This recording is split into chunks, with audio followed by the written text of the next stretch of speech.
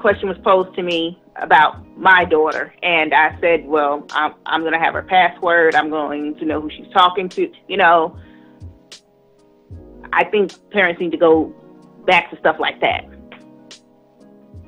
I agree. Parents need to go back into that era of monitoring what their kids are doing, especially if they're getting cell phones at an early age and they get introduced to social media apps like Facebook. And Facebook does have settings to where you can set up a parental, you know, or like the whole like privacy and everything, to where it's only young age kids. But see, here's the downside of that though. It's so hard now because, I mean, you know, Facebook is getting better with the way they're developing their privacy settings. You see what I'm saying? Yeah, they are. But you got hackers out there that are pedophiles that will make up a profile saying that they're 16 or they 14 years old, but they like that. Yeah, like they're young, or they use someone else's picture. You know, they be on some catfish shit. You see what I'm saying? Yeah. Getting fooled. Yeah. I think we need to go back to the time where we're parents instead of being friends. You know, yes, don't hate us, but we're protecting them. Right, right. This is true. This is true. And this is why, you know, we have to bring awareness to this situation, because, like, it's still going on now today. And this shit is not cool at all. You know what I mean? Because a lot of people will be like, man, what do you think about that? And I'll be like, me personally, I do feel that it does exist. There are movies out there. I mean, if you watch these Lifetime films, they exist. Hell yeah, there's a lot of Lifetime movies out there about children coming up missing and people coming up missing and teenagers coming up missing. You know what I'm saying? True. And no one knows where they at or what happened to them in that moment. Just like what happened to Kanika. You know what I mean? Right. And there's people that have their opinions in regards to, well, maybe her death was related to trafficking, sex trafficking. We don't know because we wasn't there two-stepping. You dig? We don't know. It could be. It could be. You never know. It could be. But I mean, shit, I just call it how I see it. Excuse my French. You know what I'm saying?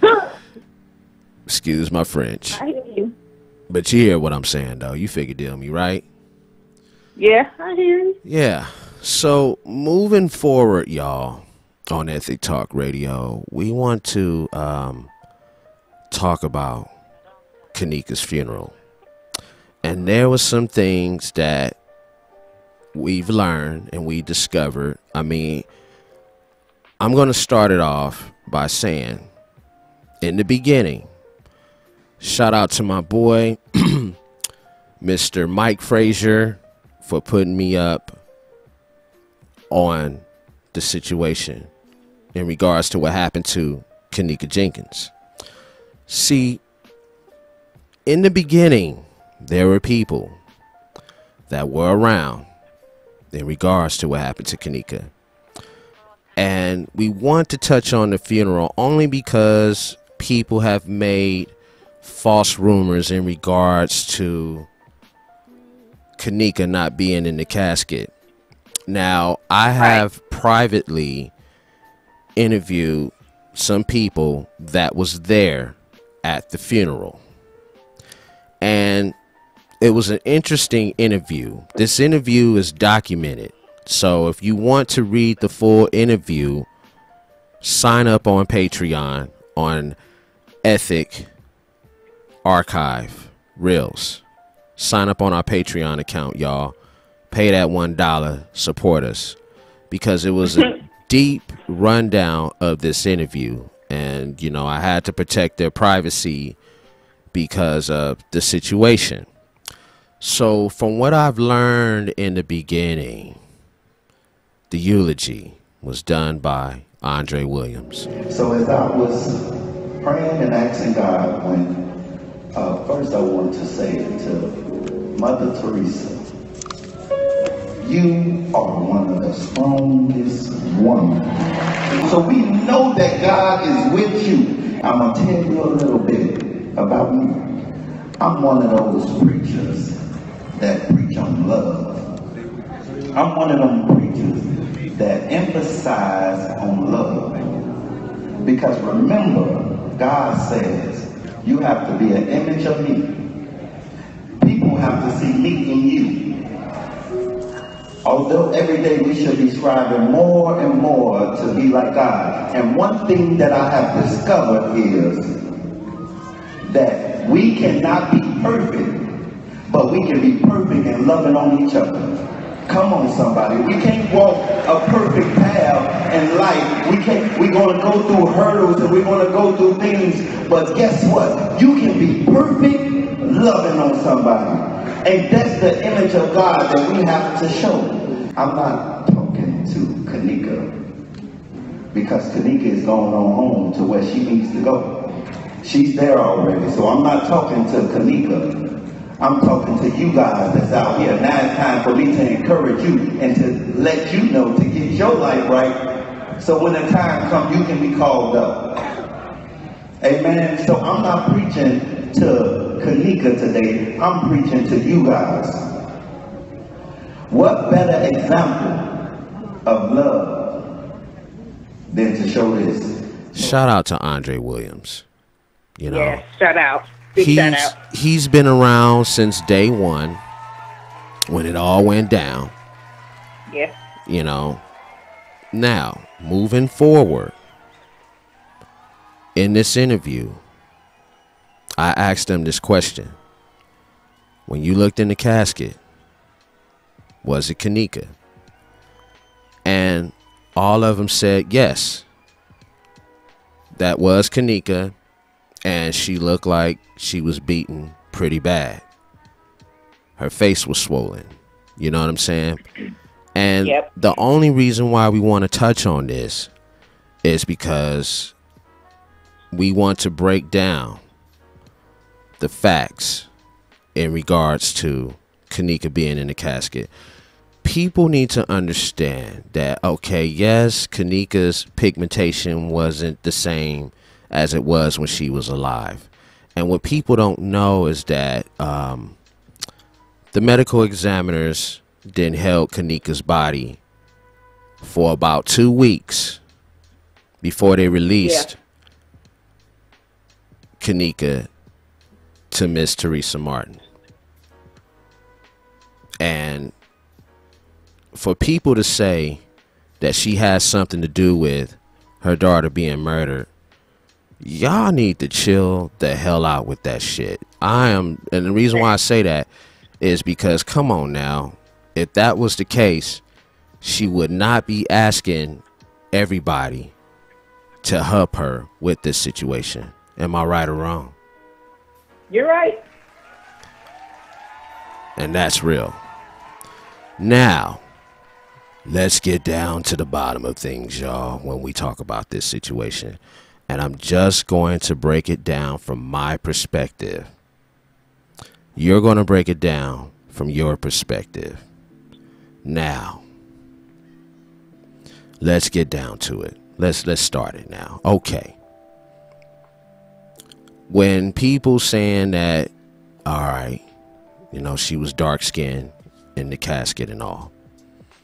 Mm-hmm. What people don't understand, when you embalm a body, there's different types of embalming fluid. There's the kind of embalming fluid. They have the basic embalming fluid, depending on how long the body has been, has been expired. Different type chemicals, embalming fluids. You have different kind that have different colors to it. You have different index. They can be anywhere from 16 index up to 36 index. It just depends on the size of that person, the color. Some people have the peachy type tint to their skin. Then you have maybe... Also, it is according to the skin color, what color fluid you use. Yes, in some cases. Yes, it just depends. And then you also have clear. Okay, and then you have like humectants that will give maybe a glow to that person, give them a radiance. It just depends on what kind of embalming fluid they put inside the body when it's deceased. So, Right. I want you to explain to me in your own narrative, because I know you have family that work in the mortuary business. Break it down Right, to me and the listeners in regards to what you think with the whole embalming fluid. Break it down to us. Well, first of all, like my bro AC was saying, it also depends, like, you know, how long the body's been out, the draining of the blood from the body, like you said, the different embalming fluids, and how badly the person was hurt, and determines how the person is going to look in the casket. Right, right. So with all that being said, we knew that Kanika died September 10th. And like my bro said, she was kept from her mother. You know, her body wasn't released back to her mother for 2 weeks. So September 10th, add 2 weeks to that, she wasn't buried till September 30th. So that's almost a month out. You know, let's say, a month out. Typically, you don't hold a body out that long. But we know there's a lot of crap going on behind the scenes. Right. A lot of foolery and bullshit. It took 10 days to do the autopsy. So, you know, what does that tell you? So that is why when you get the picture of Kanika in the casket and people say, oh, that's not her, and that's her. She just was beaten bad. You could tell it was her. Her face was swollen. She was out, left out for, excuse my French, damn near a month. Yeah.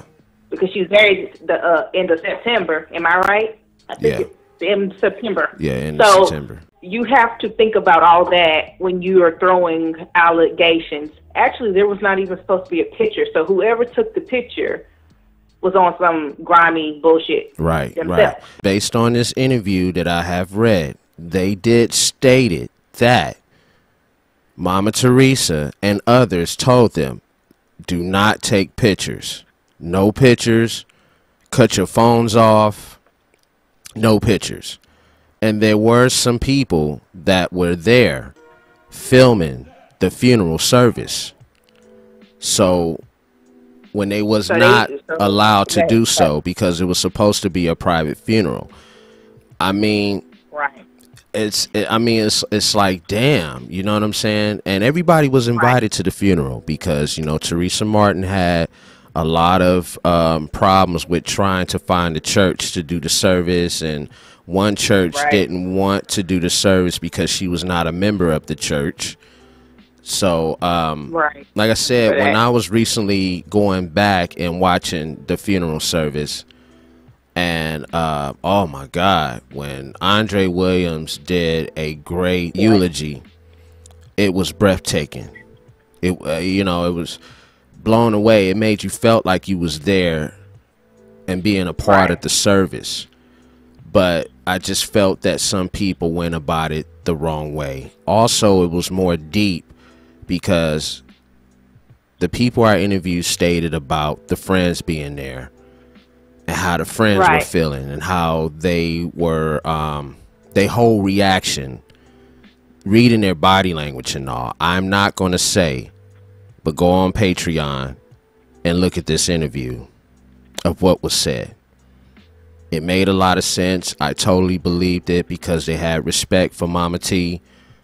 And I gave them the respect as far as their privacy of them telling their story about the funeral. You know what I mean? I never asked any questions to Andre about it because it was out of the respect for Andre. You know what I'm saying? It was out of respect for others, because it's just kind of hard to tell that story and relive that moment when you were there, when they were there. You see what I'm saying? So, so yeah, that interview was very deep because I've asked questions just to really think about it and look back on everything of who are there and who are not there now. It's like, wow, you know what I'm saying? And overall, it brought a lot of people together. Like, it brought you together with me. It brought Avery, Mariah together.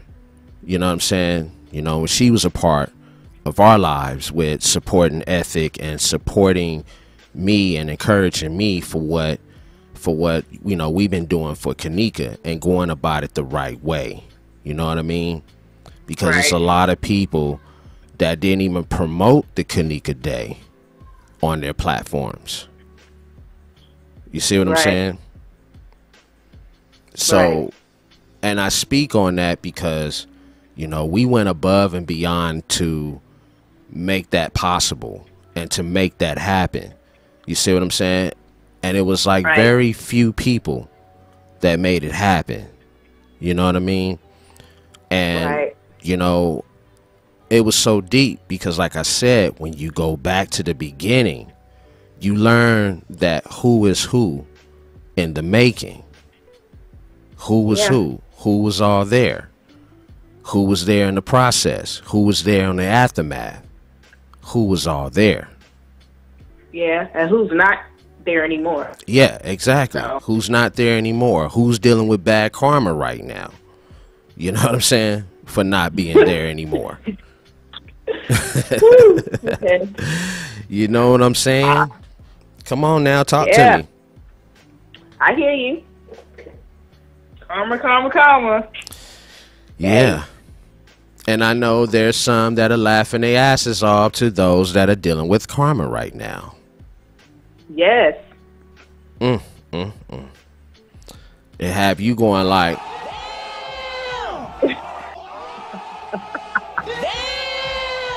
oh, it was crazy. And I won't mention it right now on Ethic Talk Radio because we all know what's been going on and we all know what's transpired. We already know. So, you know, when I engage with people, I properly and carefully do my homework and I just kick back. You know what I'm saying? And I, you know, observe. You got to. You have to. And you have to keep an open mind, y'all. You got to keep an open mind with the situation, even though there's some that don't like others, but you still have to keep an open mind as much as you don't like them. You still have to keep an open mind. Me personally, I don't know about everybody else because everybody else have had horrible experiences with certain people. I get it. Trust me, I do. Trust me. I get it. Oh. Yeah, I just be like, oh God, like, are you serious? Really? We're in high school again. We in high school again? It's like we in the 80s again. We in the 90s again. We in high school again.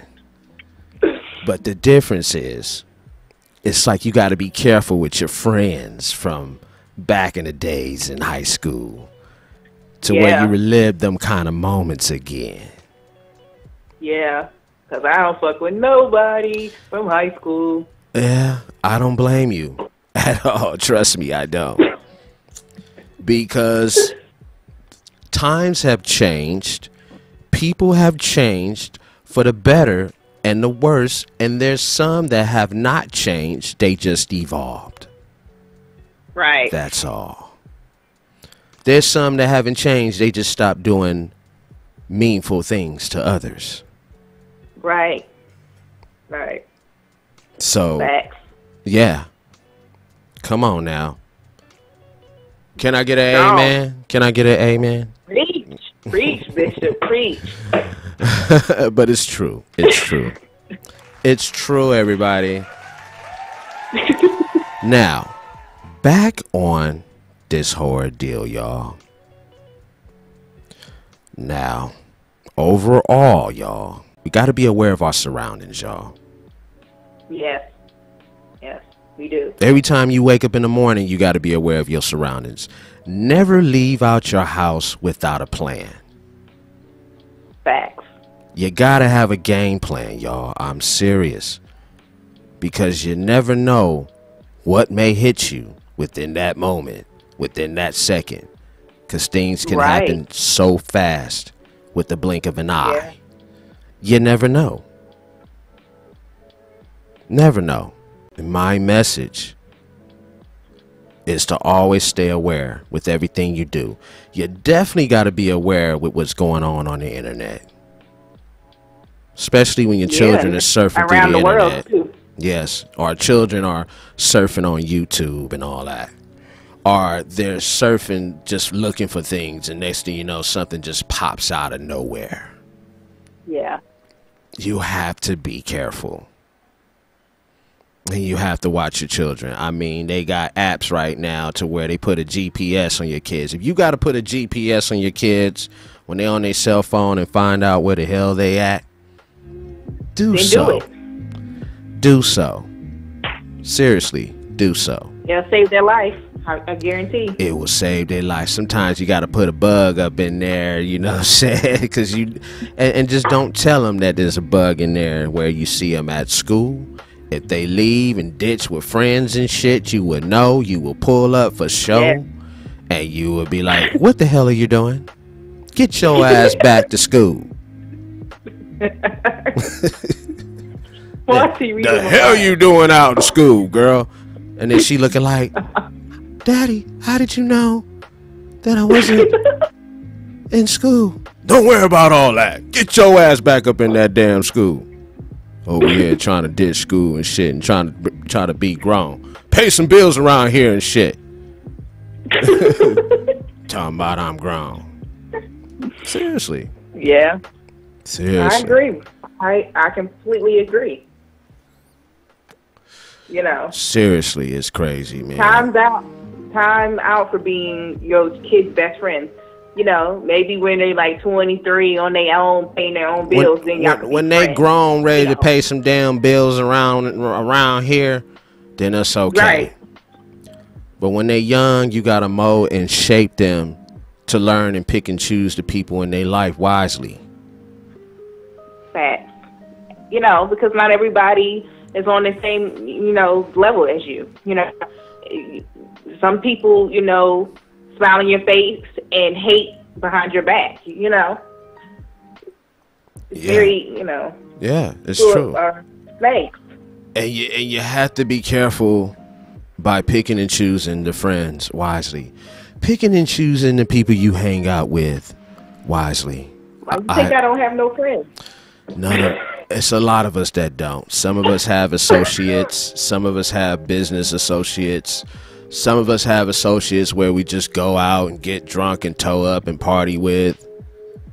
When I go out with some associates, I probably do like a 1 or 2 drink minimum where I'm able to drive my ass home, where it's at least at 0.8% to where I can drive my own damn self home. Now, if I'm up the street, it's a different story. But if I'm way the hell out and I know I'm going to get toe up one good time, I'm going to take a damn Uber. I'm going to leave before the party is over. I'm going to leave. Here's why, y'all. Because when you leave when the party is over, that's when shit jumps off. That's when things take off. I don't care if you at a party at a hotel, you at a party at a restaurant. You better leave before the party is over. You better leave. And I only speak from experience, and I only speak from others that experience the same things, just like you experienced the situation. I want you to talk about what you experienced of what happened to you a long time ago. You mentioned this to me. That something happened to you to where you almost got set up, and somebody, a stranger from out of nowhere, warned you and gave you heads up. I want you to tell that story. All right. Well, you know, I feel like the reason why I connect to Kanika, because I could see myself in her a little bit. You know, trusting when you're 19 and thinking everybody's your friend, and being a rider or die for the wrong people can get you set up, fucked up, you know. And it was a party, and it was me and a former friend, and yeah, she thought, yeah, can you hear me? Oh, I can hear you. I'm disagreeing with you. Oh, I thought you said G. Okay, sorry. I thought she was doing like some Kanika sneak type shit, but she didn't know that I kind of like had a guardian angel who was like, nah, this shit ain't going down, not on my watch. So, part of the story is, my big bro said, you have to be careful you associate with. You have to be careful who you think is riding with you, because like I said, not everybody that smiles in your face wants to see you win. Like, let me tell you something. Nah. Yeah. Nah, they ain't going down. Mm-hmm. So, thanks to my guardian angel, God, for showing me people's true colors, because sometimes I will show you this friend is a fuck person. Why? But you know, you're so like, oh, but that's my. No, that's not. Right. You know, so you know, and that's one of the things I will teach my daughter as she gets older. Mm-hmm. Like my bro said, you have to choose your circle wisely, because you could be with somebody that commits a crime and you guilty by association, and you ain't had shit to do with it. Mm-hmm. So, you know, you just have to. If you don't understand anything else, Giovanni's trying to tell you is watch your back and trust no one. Hell no. Not at all. That's an Italian rule. Trust no one. Hell no, because everybody's a damn suspect until they prove themselves that they worthy enough for you to trust them. Right. So basically, you was at a party. I just want to reevaluate on this to make sure that we've heard this properly here. That one of your friends from back in the day was trying to set you up, and someone had walked up to you, and what did they say? They said you need to leave, and you need to leave now. And I was like, I can't leave her. He was like, fuck her. You know, she's trying to set you up, basically. Without saying fuck her, he said fuck her, because she's trying to set you up. And he told me to get on the elevator. I got on the elevator, called it a different person, and after that, I never spoke to her again. So, I mean, my cutoff game is pretty strong. So, it's like, wow. You have one time to cross me, and that's it. That's crazy. That is crazy. And you know something? When someone warns you and give you heads up to leave and get the hell up out of there, you wasn't hard-headed at that time. So let's give you a round of applause for that, only because you took heed to it. You know how you kind of hesitate because, like we kind of talked, I don't like to leave people, you know, if I'm riding with you, I'm riding with you, you know, like. So I felt like, okay, we came together at least, but when I realized what was going on, I'm like, oh, fuck no. It was all for one and one for all. You know what I'm saying? And I just wish that, you know, that would have happened to someone that we know, to where they had a guardian angel and said, look, this atmosphere is not right, and you need to get the hell up out of here. I don't give a fuck. Leave whatever behind. Just take all the important things and keep your keys right inside of your bra, in case you need to run the hell off and get the hell out of there and get in your car and drive the hell off. Right. Right. Who gives a fuck who you came in there with if they're not worthy enough for you to trust them? Now, if they were worthy, Because true friends, when some shit go down in that particular moment, they gonna fight to the death. Yeah. And you know what I mean why I say that. They gonna fight to the death. They like, no, we all gonna die together. Yeah. But we gonna get the hell up out of here together. Not everybody else get up out of there. They're like, hey, what happened to, I don't know. No, that's not cool at all. I'm just calling it how I see it. I just wish Kanika was with some real ones, like some real true blood friends, and she would be here today. It didn't have to go down like that. They didn't have to do baby girl like that, but they chose to be snakes. And they know who they are. I don't have to mention names. No, we don't have to. I'm pretty sure they know.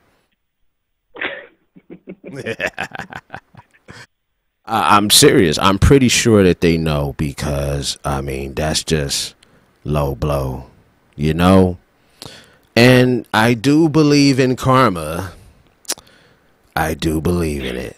And I feel that the only person that knows what really happened is her, and the Most High only knows what really happened, because we wasn't there. None of us wasn't there. We wasn't there two-stepping. So no, we wasn't there. See, if we was there two-stepping, she would still be here. That's what I'm saying. Right. I mean, if time machines exist, trust me, we would go back into time. And get her and be like, come on. Nah, you need to get up out of here. This shit ain't no right environment for you. You need to go. Right. No, you need to go. And see, I wasn't even going to say nothing else about it, but I just felt like I need to just put that disclaimer out there. Like, yeah, as you should. I don't, you know, y'all, I don't have to mention y'all name. Y'all know who y'all are. Y'all know baby girl should be here. That's all I'm going to say. That's it. That's it. So what is your message? The message is, if something doesn't feel right, ladies, because we have an innate gut feeling when shit is about to pop off. Not everybody uses it, but I know when shit it ain't right. I ain't gonna go hear it. If something doesn't feel right, ladies, atmosphere is not right, we around these people, then stop fucking with these people. Right. Because most likely you're not on the same wavelength as them, and God is going to remove them because you know you can't take everybody on the next level you're about to go. You just can't. It doesn't work like that. You know, there's people that I was friends with that I no longer talk to. You know, there's people that you go to college and you become friends with them that you no longer talk to because you're outgrowing. You know, you get married, you have children, you know, life gets busy.